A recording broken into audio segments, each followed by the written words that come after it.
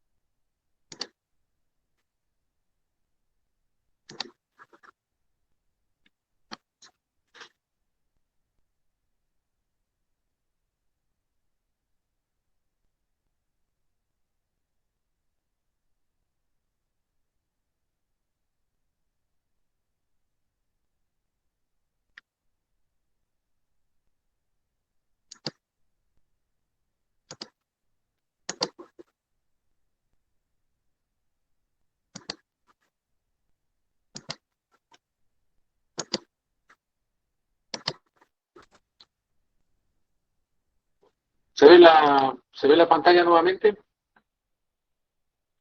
Sin que. Ok.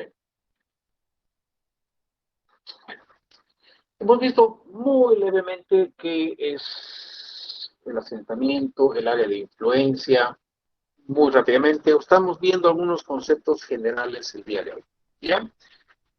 Am, bueno, entonces, cuando nos apoyamos en el suelo, vamos a pasar carga al suelo. Y el suelo se va a hundir, en pocas palabras. ¿Sí? Se va a sentar, o si no, también se puede hundir muchísimo y volcarse. Se llama falla de capacidad portante. Y para evitar eso, entonces, tenemos dos grandes tipos de fundaciones. Las fundaciones superficiales, que hemos hablado un poquito, y las fundaciones profundas o indirectas. ¿Ya? ¿Cómo son las fundaciones superficiales? Las fundaciones superficiales son, pues, son como patas de hormigón, generalmente de hormigón, que se hacen a unos pocos metros de la superficie del terreno y se dividen básicamente en tres o cuatro grupos, ¿no? O sea, las zapatas aisladas o bases aisladas, que pueden ser rectangulares, cuadradas, cilíndricas, etcétera. O podemos tener las zapatas continuas, que son como los cimientos, por ejemplo, para muros. O tenemos las plateas de fundación, que son losas debajo de edificios, losas completas de 20 por 20 metros, de 30 por 30, de 30 por 40, de 20 por 40, etcétera. ¿No? Pueden ser rectangulares, cuadradas o también pueden ser cilíndricas, pero están a pocos metros de la superficie. Las más profundas vendrían a ser las plateas de fundación o losas de fundación, que llegan a tener, digamos, pues 6 metros, a veces hay doble sótano, estaríamos hablando de unos 12 metros perdón, estaríamos hablando de unos 7 metros de profundidad aproximadamente. ¿Ok? Luego habíamos dicho que tenemos las fundaciones profundas, que no vamos a ver mucho en este curso, solamente las vamos a nombrar. Tenemos los pilotes hincados, por ejemplo, que son columnas que se meten a golpe, son columnas que se fabrican en el suelo y a golpe se las mete, son 10, 20 metros de profundidad.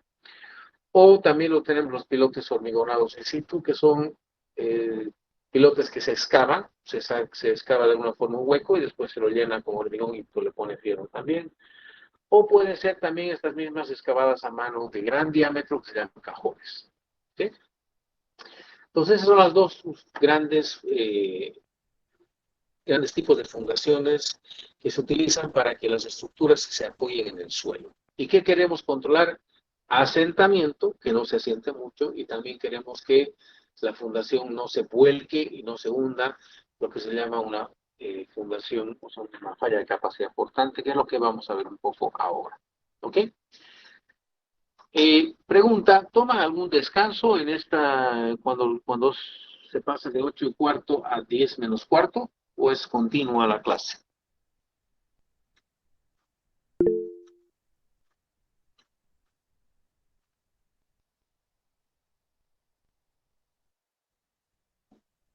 continua la clase, Inge. Ok, ok. Bueno, y cuando es desde las 7:30 hasta las 10 menos cuarto, ¿toma algún descanso? Depende del docente si se quiere tomar algún descanso. Ya. Bueno, si vamos a hacer virtual, vamos a hacer un descansito en la clase larga, ¿ok? En la de día vamos a tratar de esto bastante rapidito. Tenemos hasta las 10 menos cuarto, ¿verdad? Nos falta media horita. Bueno, a ver, entonces tenemos las fundaciones directas. Por ejemplo, una zapata. Es esta de acá. Am, ¿Qué va a pasar? Ustedes van a poner una carga, Q, y aquí está el suelo. Y con esta carga Q, esta zapata se va a sentar, se va a hundir un poquito. Y va a afectar a una cierta zona que va a ser, si este ancho es B, esta profundación va a ser 2 veces B, 2 veces el ancho de la zapata. Y eso se llama el bulbo de tensiones. En realidad, hemos dicho que hay muchos bulbos de tensiones, pero los más significativos, los más importantes, están 2 veces B por debajo de la fundación. ¿Ok? Esta carga Q, si la dividimos entre el área de la fundación, va a dar un esfuerzo al nivel de la fundación, y ese esfuerzo es el que va a generar este asentamiento. ¿Ok? Entonces, si nosotros aumentamos la carga Q, aumenta esfuerzo sigma, aumenta el asentamiento. Y si vamos aumentando más la carga Q, pues más va a ser el asentamiento, más va a ser el esfuerzo sigma y más va a ser el asentamiento. ¿Ok? Entonces, si nosotros graficamos este incremento de la carga Q en el eje horizontal, ¿sí? Con esta línea recta va a ser nuestro eje X. Aquí vamos a dibujar la carga Q. Y en el eje vertical vamos a dibujar el asentamiento. ¿Sí? Si volvemos atrás, nuevamente para colgarnos, pero si vemos, vamos aumentando la carga Q, va a ir aumentando el esfuerzo, va a ir aumentando el asentamiento. Entonces, si nosotros lo dibujamos esto en un eje X, Y, donde Y se ve hacia abajo, y en el eje X ponemos la carga Q, y en el eje Y hacia abajo ponemos el asentamiento o el hundimiento de la fundación, pues vamos a ver que podemos ir bueno, podemos ir a Q y podemos ir con topografía, etcétera, podemos ir, se va hundiendo la fundación, ¿verdad? Es más, con unos instrumentos especiales que se llaman dial gauges o extensómetros, se puede medir con precisión de 0.001 milímetros cómo se va hundiendo esta fundación. ¿Ok? Y esto se llama una prueba de carga. Cuando uno va aumentando la carga y va midiendo cuánto se hunde la fundación, se llama prueba de carga. Y esto es algo que se hace no muy común en fundaciones superficiales, pero sí es muy común en fundaciones profundas. ¿Ok? Entonces, fíjense que aumentamos la carga, aumenta el asentamiento. Aumentamos la carga, aumenta el asentamiento. Aumentamos la carga, aumenta el asentamiento. Aumentamos la carga y aumenta el asentamiento, pero aumenta más que antes. Aumentamos la carga y el asentamiento incrementa muchísimo. Aumentamos la carga y el asentamiento aumenta muchísimo más. Y ahí llega un punto en que sin aumentar la carga, se hunde, se hunde, se hunde, se hunde, se hunde, se hunde, se hunde, se hunde la fundación. A esta carga con la cual se hunde la fundación se le llama la capacidad última. Porque después de esto ya no hay más. Es último. Es la falla. Entonces hay una capacidad última que es la falla. Y va a ser la capacidad, la carga máxima a la que puede llegar nuestra fundación. Y como que no queremos que llegue, siempre vamos a poner un factor de seguridad. ¿Ok? Si en este momento descargamos la carga Q, ¿qué va a pasar? La fundación ya no va a volver hacia atrás por esto, no va a recuperar su asentamiento. Se va a quedar, va a recuperar un poquitito. O sea, a medida que se quita la carga, pues se va a levantar un poquito la fundación, pero va a ser muy poco. Fíjense, desde este punto, que tiene un asentamiento grande, va a volver a este, que es un asentamiento igual grande, un tantito menos, pero igual es grande. ¿Se entiende esto? Sí, que Ok. Bueno, entonces es una prueba de carga y la primera parte se puede decir que es relativamente lineal. No se diría realmente lineal, pero es muy poquito lineal y después es totalmente no lineal. ¿Ok? Entonces nosotros vamos a pasar mucho tiempo tratando de determinar cuánto es este valor Q y cuánto va a ser el asentamiento, los dos. Pero vamos a ver en distintos tipos de suelos. ¿Ok? Habíamos hablado de los asentamientos diferenciales o distorsiones angulares, ¿no? ¿Qué es un asentamiento diferencial? Ya hemos hablado un poquito y vamos a volver a hablar aquí también. Fíjense, es un asentamiento diferencial, también que se llama distorsión angular. Es cuando aquí tenemos una fundación en el lado izquierdo, tenemos una fundación en el lado derecho, cada una tiene, digamos, su columna, y encima de la columna tenemos una viga. ¿Ok? Puede ser que esta fundación se hunda un poco, pero la fundación de la izquierda se hunde lo mismo que la de la derecha, pero aparte un cierto valor delta más adicional. ¿Ok? Este valor delta dividido entre L, delta entre L, se llama teta o distorsión. En pocas palabras, este delta es el asentamiento diferencial. ¿Qué sucede con esto? Cuando hay asentamiento de una zapata más que la vecina, habíamos dicho que la columna, pues la viga aquí arriba, fíjense aquí, que el ángulo era 90 grados y ahora se ha crecido el ángulo, ¿no es cierto? Entonces va a haber momento en la parte inferior, ¿no es cierto? Va a haber un momento positivo en el nudo. Mientras que este otro lado, básicamente toda la viga está colgando de este nudo, entonces vamos a tener mucho momento negativo, vamos a tener que poner más fierro en la parte positiva. Es decir, este asentamiento obliga a que la viga tenga más fierro en la parte superior al lado derecho y más fierro en la parte inferior en el lado izquierdo. Además, si ustedes tienen aquí un muro, el muro se va a empezar a rajar. ¿Ok? Ahora, ¿qué sucede cuando hay estos asentamientos? Cuando estos asentamientos o distorsiones angulares son muy pequeñitos, o sea, 1 sobre 750 versus 1 sobre 150, 1 entre 750 es un valor muy pequeño. 1 sobre 150 es un valor más grande. ¿Sí?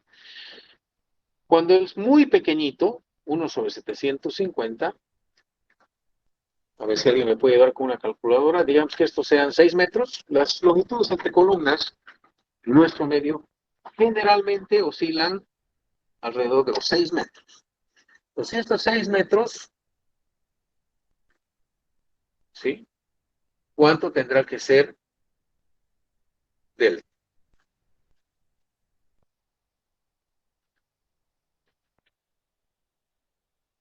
para este caso? A ver, 1 sobre 750. O haremos en este caso, fíjense, 1 sobre 600. ¿Lo ven?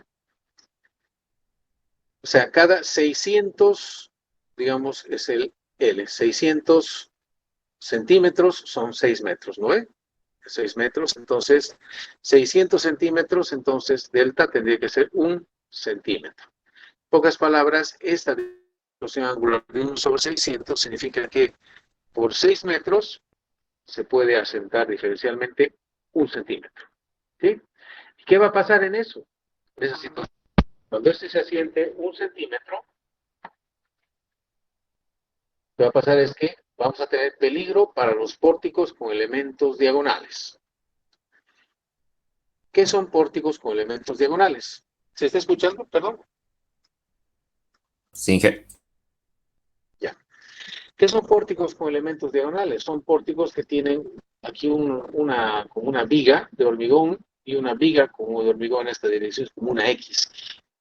Esto se utilizó en estructuras sismoresistentes, por ejemplo. ¿Ok? Entonces, en esas estructuras sismoresistentes, cuando el asentamiento diferencial, cuando este asentamiento delta sea 1 centímetro, entonces, en ese caso, va a haber, va a haber peligro para esas diagonales. ¿Se escucha? Sin que. Ok. Si esta distancia fuese 12 metros, vale decir el doble, este valor delta podría ser el doble, podría ser 2 centímetros y seguiríamos teniendo la misma distorsión angular o el mismo asentamiento diferencial. Entonces, el peligro de asentamiento diferencial está relacionada a la distancia que hay entre estas dos fundaciones entre las cuales se produce ese asentamiento diferencial. ¿Está bien?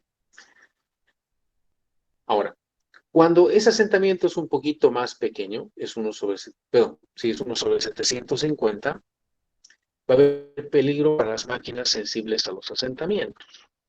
Y uno dice, ¿hasta cuándo en mi vida voy a considerar diseñar una máquina con un edificio para asentamientos? Pues bueno, yo cuando estudiaba decía, pues, ¿cuándo tendremos alguna máquina? Bueno, saben que la PIL, la Coca, Tigo, etcétera, eh, tienen máquinas que son sensibles a los asentamientos. Entonces, en esos casos no se puede tener más de esto. Luego, cuando el asentamiento es un poquito más grande, es 1 entre 500, es el límite seguro para no tener agrietamientos. ¿Ok? 1 sobre 500 es lo máximo para no tener agrietamiento en los edificios. Si el asentamiento diferencial va a ser más de 1 sobre 500, se van a empezar a tener grietas. Si el asentamiento llega a ser 1 sobre 300, pues el asentamiento muros sin cargas, los muros de ladrillo se van a empezar a gritar. No es que, es más, es un valor aproximado, ¿ok? Cuando esta distorsión angular sea 1 sobre 150, van a tener un agrietamiento considerable de muros sin cargas y de ladrillos. ¿Qué es lo que pasa? En todo el mundo se utilizan los muros para resistir cargas. Por eso dicen muros sin cargas. No son muros portantes. ¿Ok? Bueno, entonces, dos cosas. El asentamiento diferencial depende de la longitud. El asentamiento diferencial, digamos, tolerable o lo que depende de la longitud o la separación entre columnas. ¿Sí? Y mientras más asentamiento, entonces se van afectando más elementos en la estructura. Entonces el asentamiento es algo que hay que controlar. En Cochabamba existen asentamientos en todo lado. Lo que pasa es que nadie dice nada, porque cuando un edificio se raja, todo el mundo se preocupa y va alguien y dice, son grietas por asentamiento. Pues no pasa nada, dice. Pasa. No es que no pasa nada. Entonces, hay que saber qué es lo que sucede. ¿Ok? Entonces, primera cosa, los asentamientos es algo que hay que revisar. ¿Ok?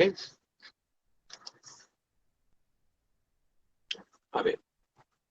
Ahora, ¿cómo pero las fundaciones no solamente fallan por asentamiento, que fallan por algo que se llama capacidad portante. O sea, ya no soportan la capacidad portante muy antigua, muy conocida. No se entiende nada. Voy a explicar. Estas cosas que ustedes ven aquí como cilindros son unos hilos de granos, seguramente. Fíjense aquí una persona parada. Para que tengan una idea, estos hilos estaban parados, estaban verticales. Entonces, ¿qué ha pasado? Estos hilos se han ido hundiendo y ha llegado a un punto en que ya no se podían hundir más, entonces han girado y se han volteado a un costado. Pues a esto se le llama falla de capacidad portante. ¿Ok? Dime 2 minutitos, por favor. ¿Se está escuchando? Sin que.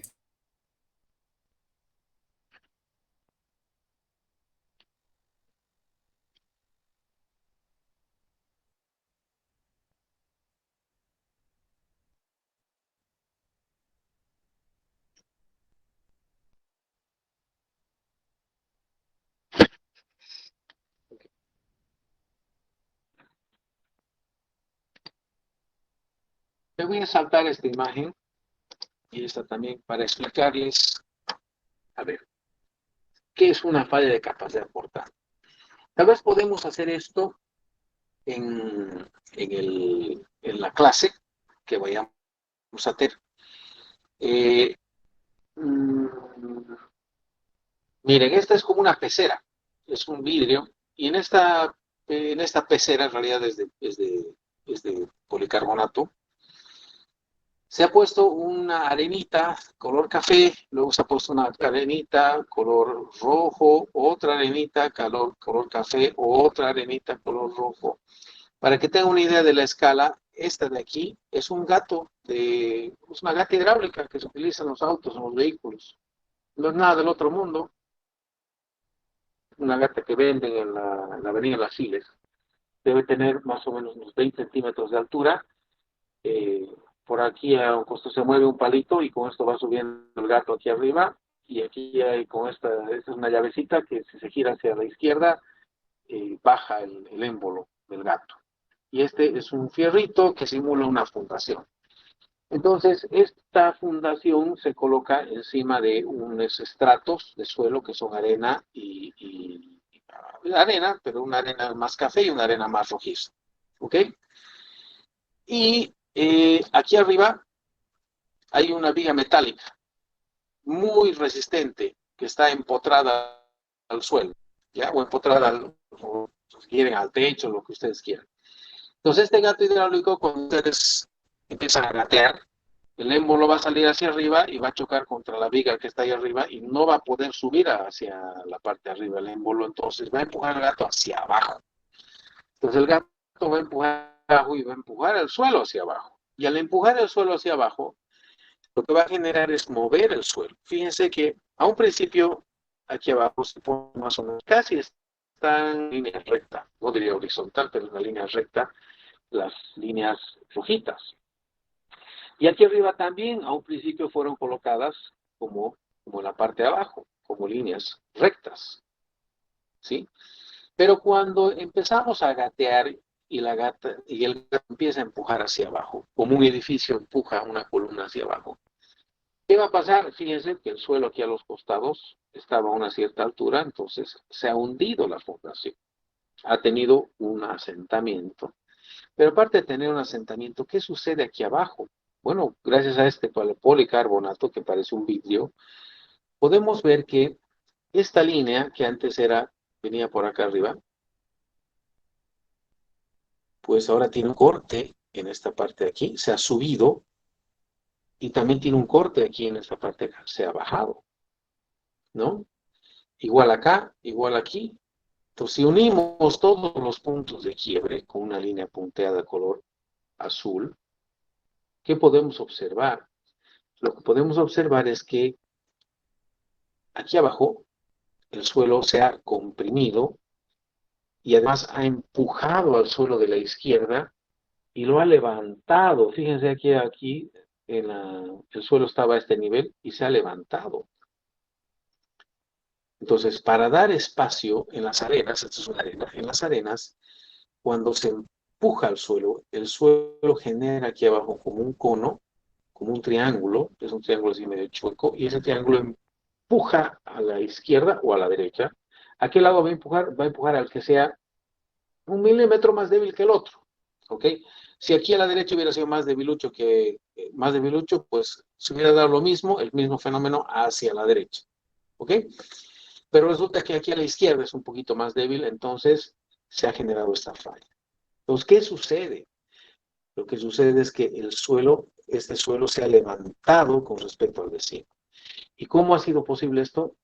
Bueno, ha raspado, en pocas palabras, todo el suelo que está aquí ha raspado a través de esta línea azul con respecto a la de abajo. Y cuando raspan dos cuerpos, a eso se le llama cortante, ¿no es cierto?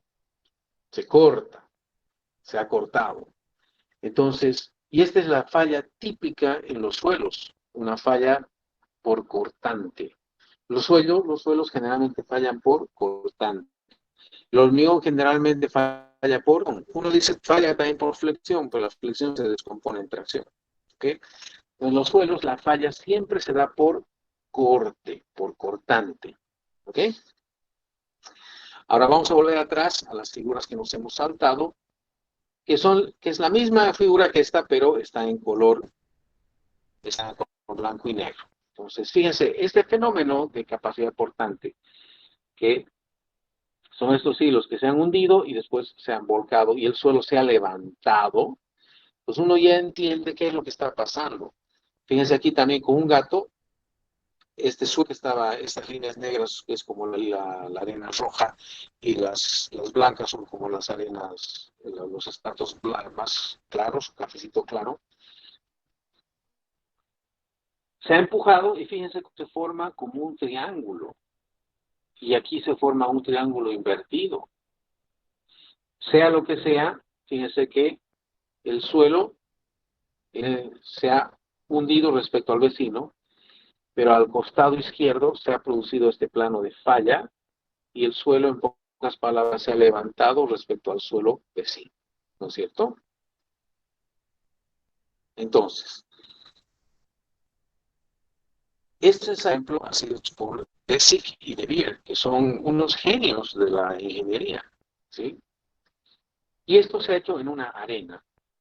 En una arena se llama, en este caso, una arena densa, al 100%. ¿Qué es lo que pasa con la arena? La arena tiene granitos, y los granitos se los puede compactar.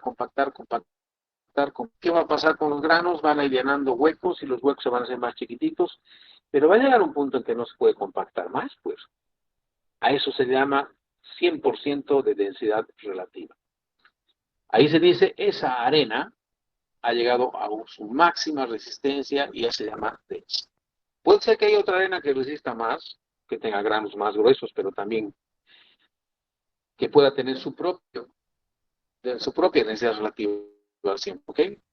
Entonces, ¿qué sucede? Cuando ustedes ponen aquí una fundación y esta fundación aplasta, si esta arena ya está compactada al 100%, o sea, si tiene una densidad relativa del 100%, pues no se va a aplastar más. Entonces, lo único que puede hacer es empujar. Entonces, va a empujar y este va a empezar a subir. Si la arena es relativamente, tiene una densidad relativa no muy grande, que significa que se puede compactar más, lo que va a pasar es que con esta carga se va a compactar todavía un poquito más antes de empujar al suelo vecino. ¿Ok? Entonces, esta es una falla de capacidad portante en arena densa. ¿Ok? ¿Qué pasa si tenemos una arena suelta? Densidad relativa muy baja. Fíjense que aquí también el gato hidráulico aquí arriba, han puesto también la arena antes, este estrato que está aquí al centro estaba aquí arriba. Pues, ¿qué ha pasado? Han gateado la fundación hacia abajo y se ha ido compactando el suelo. Se ha ido compactando y compactando y no ha logrado levantar. ¿Por qué? Porque no estaba tan, el vecino tampoco está muy compactado. Entonces, cuando este se compacte más, lo va a empujar y este se va menos, ya sea a la derecha o a la izquierda, se va a compactar un poquito más, pero le va a tardar un poco de tiempo para generar ese plano de falla. ¿Ok? Entonces, las arenas se dice que son más resistentes si tienen una densidad relativa más grande. ¿Ok? Bueno, entonces volvemos a nuestra imagen de la falla de capacidad portante. Bueno, ya son casi las 10 menos cuarto. Entonces, creo que está bien lo que hemos avanzado hasta ahora. Es una primera clase introductoria donde hemos hablado un poquito de capacidad portante y asentamiento en fundaciones superficiales. Desde la siguiente clase vamos a empezar a poner números, porque nosotros somos ingenieros y nos gusta ponerle número a todo. Pero también tenemos que entender qué pasa, y eso es lo que se ha querido ver en esta clase. Entonces, quisiera saber si tienen alguna pregunta sobre lo que hemos visto.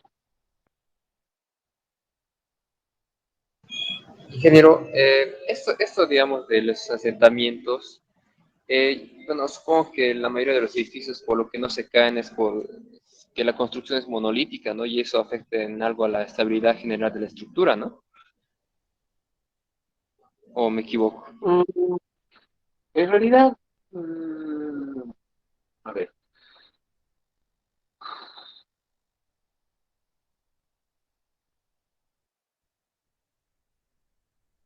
si tienes, digamos, un asentamiento, o sea, justamente pues estamos viendo los rangos, ¿no? Si el asentamiento es muy grande, entonces, perdón, mientras más grande el asentamiento, pues más daño va a haber, ¿no ve? En este caso se dañan los, los, los ladrillos, los muros. Depende, si tú llegas a más deformación, más asentamiento, pues ya pueden empezar a haber grietas en tu estructura. Y si empieza a haber grietas en la estructura, o sea, si las grietas pasan de los muros hacia las columnas y las vigas, ahí sí puedes tener problemas. Entonces, eh, ¿qué te puedo decir? A ver,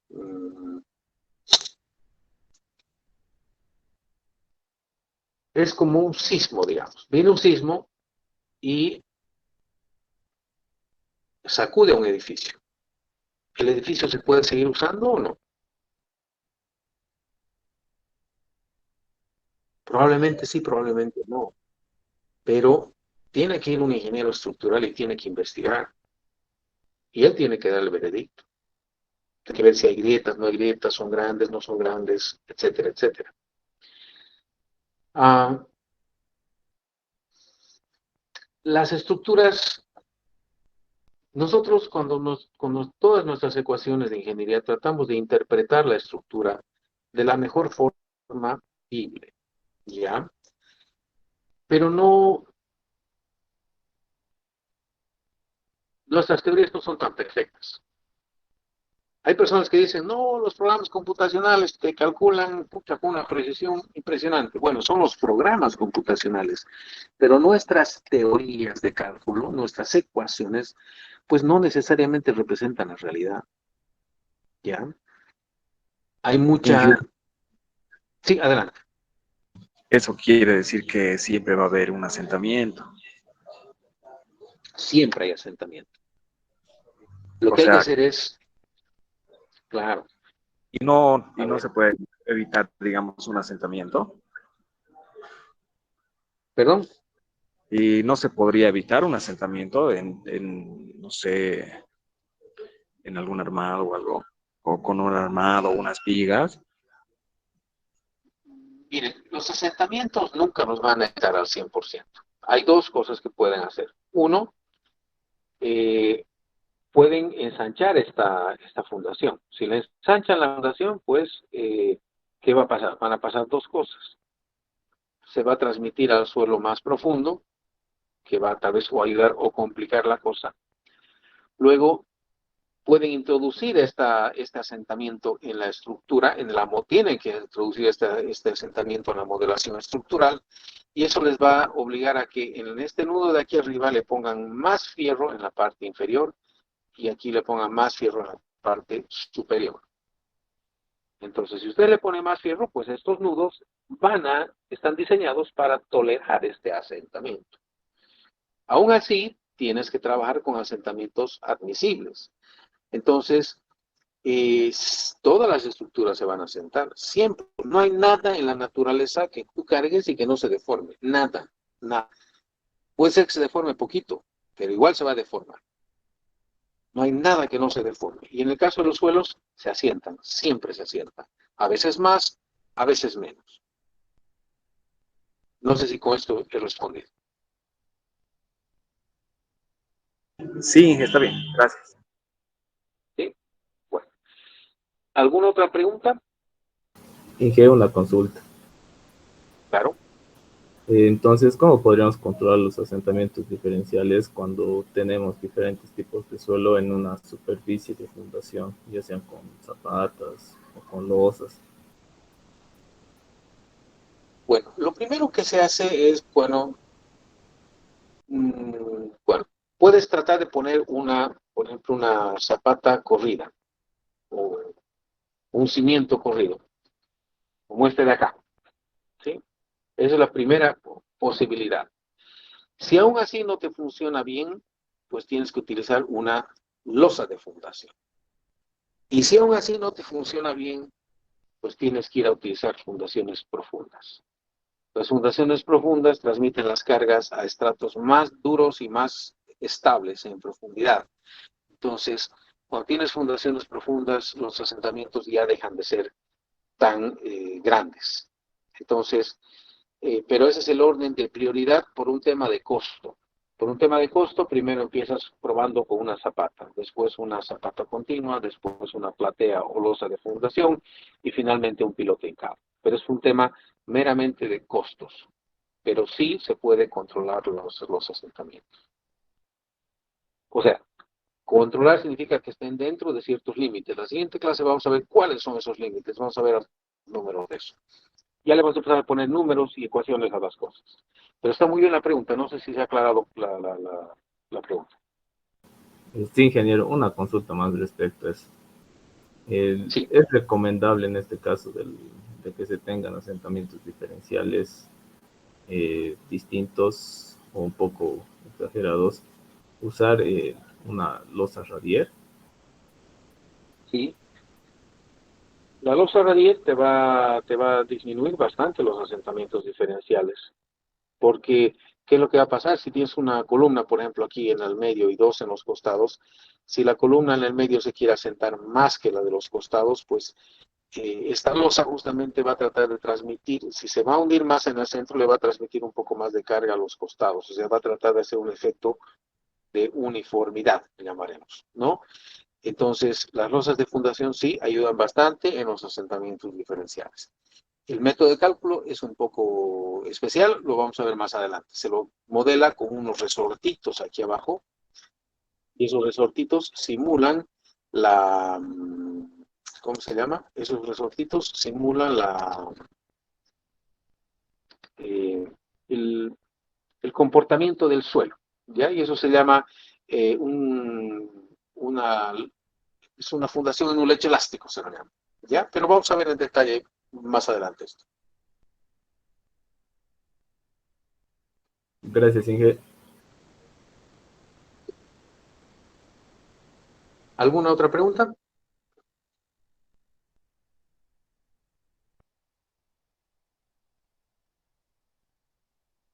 Bueno, creo que no.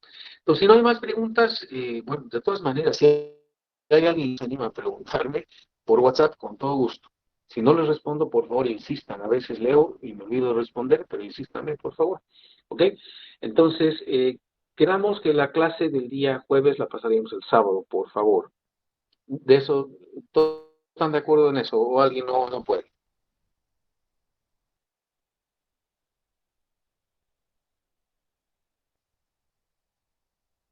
Bueno, creo que todos pueden entonces, ¿no? Entonces, por favor, entonces no pasaríamos el sábado, el jueves y pasaríamos el sábado desde las 7:30 hasta las 10 menos cuarto. Confirmado, ¿verdad? Alguien que me diga, por favor.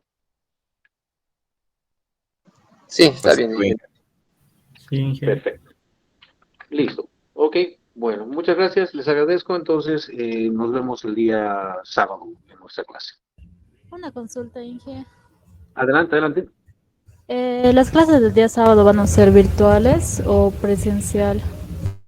No, virtuales. Saben que la siguiente semana tenemos que hacerlas virtuales. Yo tenía planificado este viaje hace bastante tiempo. Hablé con el ingeniero Caballero y bueno, mucho lamentablemente se mezcló y bueno, pero después de estas 2 semanas van a ser presenciales.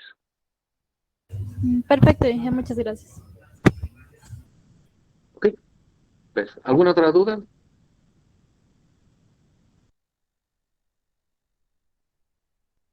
Bueno, entonces si no hay más, si no hay preguntas, nos vemos el día sábado. Que tengan buenas noches.